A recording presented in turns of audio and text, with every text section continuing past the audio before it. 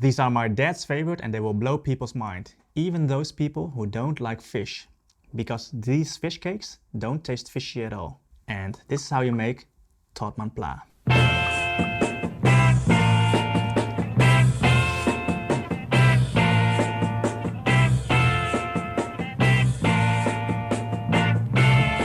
Okay, I've put on my white shirt, so that can only mean one thing. We're going to make something that's highly contagious. You can use any firm whitefish you want, fresh or frozen, and we use frozen panga fillet. So we start with the fish. Just put this in, and then we have one whole chicken breast, 6 tablespoons of Thai red curry paste, 2 whole eggs, and sugar. And then we're just going to mix this until everything is one homogeneous mass.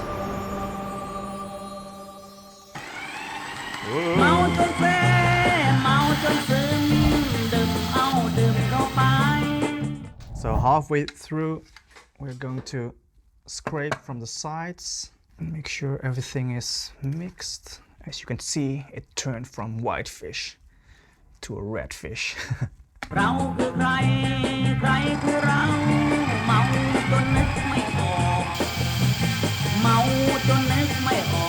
If you want to make sure everything is mixed correctly, grab a spoon and just check if it's like sticking like this. Then it's mixed to a homogeneous mass. Okay, so once everything has been mixed, we can transfer it to a mixing bowl. If you don't have a mixer, your hands will do just fine. Okay.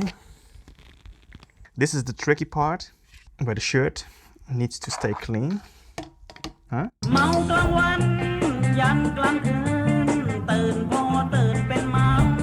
Traditionally in Thailand, they use like long beans. But since they are pretty expensive here, we just use like the normal green beans. So let's start mixing this slowly. We will stir in the beans and then the lime leaves. To cut the lime leaves in thin strips, you first have to get rid of the stem. Then nicely roll up a bunch of leaves and with a smooth motion, cut the leaves as thinly as you can. Okay, so once the beans and lime leaves are mixed in, we can add the fish sauce. We use about 2 tablespoons for this recipe. So this brand doesn't have a funny lady.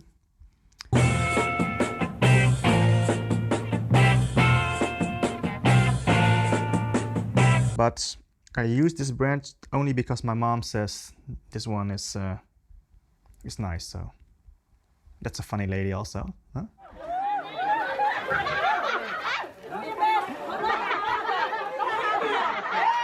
Okay, so let's mix this in. Mix for 1 more minute until all the fish sauce is equally mixed into the batter. Then it's time to roll up your sleeves and get the fish cakes in a good shape. Therefore, Mandy is going to show us the way.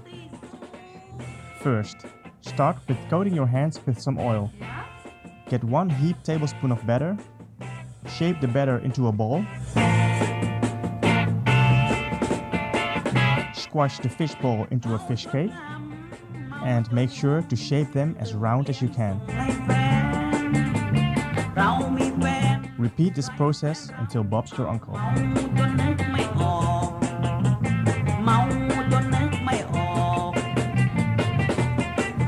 Okay, so with one recipe, we were able to make 14 fish cakes. And Mandy nicely layered them like this, so it's easier for me to pick up and drop in the oil. We're going to deep fry the fish cakes. So in a pan like this, make sure to have 2 centimeters of oil and make sure like the oil is about 180 degrees or just use a frying pan.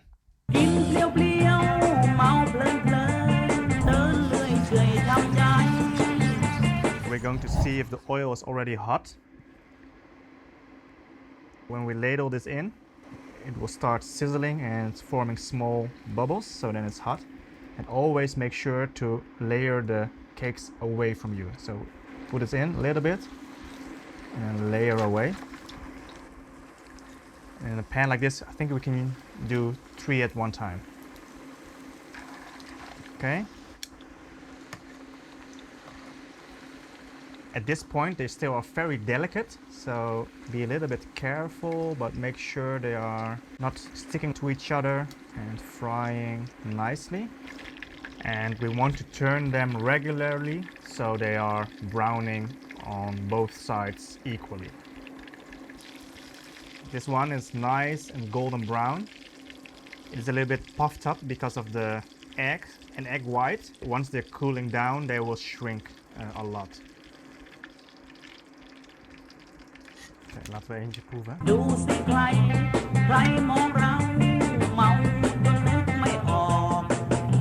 Okay, that's it. I still have a clean shirt, and you have the secret to blow people's mind.